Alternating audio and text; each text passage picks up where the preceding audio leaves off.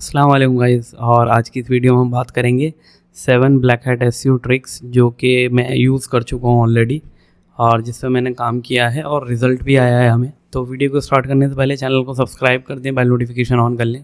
और वो मैं आपको ट्रिक्स आज बताने वाला हूँ जो कि मैं ऑलरेडी यूज़ कर चुका हूँ और उनसे मुझे अच्छा खासा रिज़ल्ट भी आया है। तो और ये जो ट्रिक्स है ना, ये बस शॉर्ट पीरियड के लिए काम करती हैं, लॉन्ग टर्म के लिए काम नहीं करती। अगर आपको कोई शॉर्ट टर्म गेंस चाहिए ब्लैक हैट एसईओ में तो ये उस पर काम कर सकती हैं। और बाकी अगर आप सोचो कि लॉन्ग टर्म वगैरह वेबसाइट रैंक करती रहे तो ये उसके लिए काम नहीं करती, क्योंकि गूगल के जो एल्गोरिदम है ना वो डे बाय डे बहुत अपडेट होता जा रहा है, उसमें काफ़ी चेंजेस आ रहे हैं उसमें। और वो काफ़ी एडवांस लेवल पे अब स्पैम डिटेक्ट करता है। ठीक है, तो उस केस में हम जो है ना कोई ऐसी टेक्निक यूज़ नहीं कर पाते जो और लंबे टाइम तक उसे स्टेबल रख सकते हैं। आज हम बात करेंगे अपनी 7 ब्लैक हैट एसईओ ट्रिक्स के बारे में, ठीक है, जो मैं ऑलरेडी यूज़ कर चुका हूँ। और वीडियो के लास्ट तक बने रहें जिससे कि आपको एक कंप्लीट इन्फॉर्मेशन मिल जाए। तो चलिए देखते हैं। सबसे पहले जो हमारी ये है AI spam content at scale. तो ये क्या हुआ था कि जैसे मैंने अभी बीच में बहुत सारी वेबसाइट्स वगैरह बनाई थी जिनमें AI कंटेंट यूज़ करके और AI पे ही बिल्ड करी थी वो वेबसाइट और रैंकिंग भी आई थी उनसे। ठीक है, और बहुत सारे AI कंटेंट भी हमने रैंक करा के देखा है, पर वो रैंक करता है शॉर्ट पीरियड के लिए। जैसे ही गूगल उसे डिटेक्ट करता है ना कि ये फुल्ली AI कंटेंट है तो उसकी रैंकिंग ड्रॉप हो जाती है फिर। ठीक है, अब जैसे आप पैरासाइट में यूज़ करते हो, AI कंटेंट यूज़ करते हो और उसकी रैंकिंग लाते हो, तो ऐसे ही हम उसे पैरासाइट या ब्लॉग पोस्ट या कहीं भी हाई अथॉरिटी वेबसाइट पर पोस्ट करके रैंक ला सकते हैं। पर वो एक शॉर्ट पीरियड के लिए होगा, उसके बाद वो रैंकिंग ड्रॉप हो सकती है। तो ये मैं ऑलरेडी यूज़ कर चुका हूँ और हम करते भी हैं ये यूज़। मतलब बहुत सारी वेबसाइट हैं जिनमें हम AI कंटेंट यूज़ करते हैं और उनमें रैंकिंग के लिए उनमें काम करते हैं और रैंकिंग आती भी है, पर रैंकिंग ड्रॉप भी होती है साथ के साथ उसमें। और दूसरा हमारा पॉइंट है एक्सपायर डोमेन रीडायरेक्शन। ये हम तब करते हैं जब मान लो हमें कोई जल्दी से वेबसाइट का डोमेन रेटिंग या रेफरिंग डोमेन इंक्रीज़ करने हो, तो हम क्या करते हैं उसी नीश से रिलेटेड उसके एक्सपायर डोमेन बाय करके उन पे रीडायरेक्शन कर देते हैं। ठीक है, और परमानेंट रीडायरेक्शन हम यूज़ करते हैं इसमें 302। और उसके बाद क्या होता है कि जो नया डोमेन होता है उस पर अच्छे खासे रेफरिंग डोमेन क्रिएट हो जाते हैं और रैंकिंग में भी हेल्प मिलती है। बहुत इफ़ेक्टिव काम करता है कभी कभी। बस ये है कि इसकी कुछ लिमिटेशन है, आप ज़्यादा रीडायरेक्शन नहीं कर सकते 1 मंथ में। मतलब कुछ लिमिटेड हैं कि आप जो है ना 3 से 4 रीडायरेक्शन ही कर सकते हो, उससे ज़्यादा करोगे तो वो सब फिर स्पैम में काउंट होता है और फिर वो एक नेगेटिव सिग्नल जाता है गूगल को, और गूगल फिर उस पर मैनुअल पेनल्टी या कोई एक्शन ऐसा लेता है जिससे कि आपकी रैंकिंग ड्रॉप हो सकती है या डोमेन फ्लैग हो सकता है। तीसरा पॉइंट है हमारा ऑटोमेटिक बैकलिंक ब्लास्ट। ये हम पहले भी करते थे और अब भी करते हैं। ठीक है, ये हमारा बहुत सारा काम जो है ना मतलब ईजी कर देता है और हमारा टाइम भी कम वेस्ट होता है। इससे हम बहुत सारे टूल्स हैं जो हम यूज़ करते हैं, रैंकर एक्स है, GS सर्च इंजन रैंकर है, और भी टूल्स हैं जो हम लिंक बिल्डिंग ऑटोमेशन के लिए यूज़ करते हैं। और क्योंकि मैनुअल बैकलिंक बना पाना ना तो काफ़ी सारे प्रोजेक्ट पे वो पॉसिबल नहीं होता, तो इसलिए हम क्या करते हैं कि ऑटोमेटिक लिंक बिल्डिंग जो सॉफ्टवेयर हैं उनका यूज़ करके बैकलिंक्स बनाते हैं। पर हम क्या है कि वहाँ पर भी ऐसी स्ट्रेटजी यूज़ करते हैं जिससे कि गूगल को ये ना लगे कि ऑटोमेटिक लिंक जो है ना जनरेट किए गए हैं किसी टूल या सॉफ्टवेयर के थ्रू। तो फिर वहाँ पे जो है ना हम थोड़ा सा मतलब लिंक्स को डिले करते हैं या एंकर टैग ऐसे क्रिएट करते हैं कि वो थोड़ा नेचुरल लगे।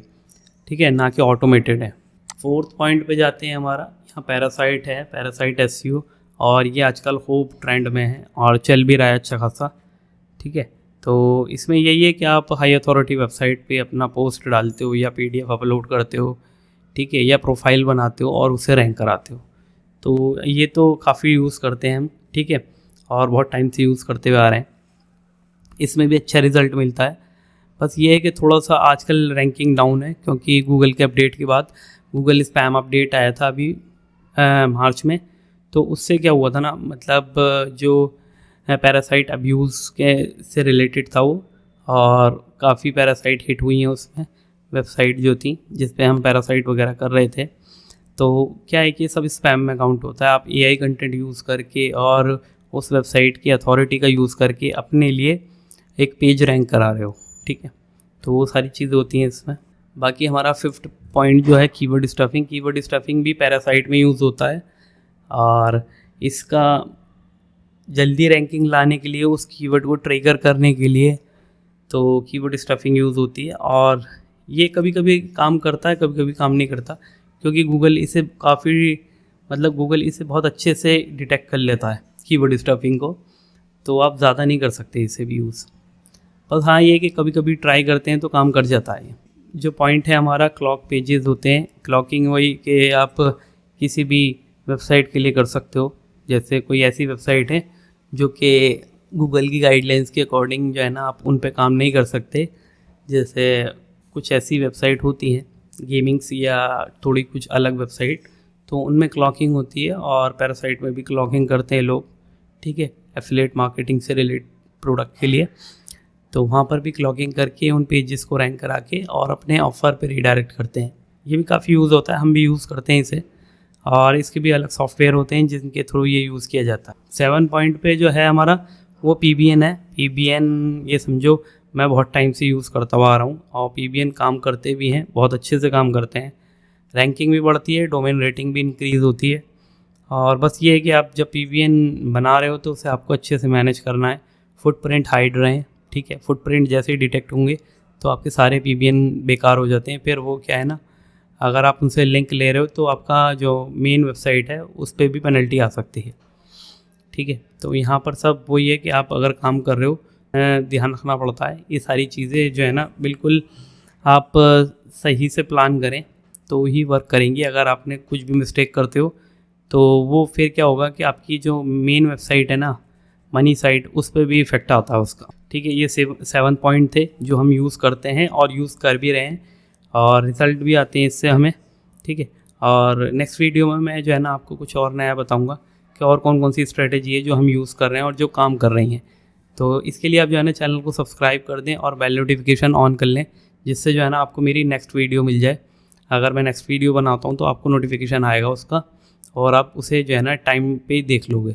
ऐसा होता है ना कि मान लो अगर आप सब्सक्राइब नहीं करते, बेल नोटिफिकेशन ऑन नहीं करते, अगर मैं वीडियो बना भी देता हूँ तो आपके पास नोटिफिकेशन नहीं आएगा और आप उसे कुछ मंथ बाद देखोगे तो फिर आपके लिए वो जो है ना वीडियो इतनी वैल्यूएबल नहीं होगी।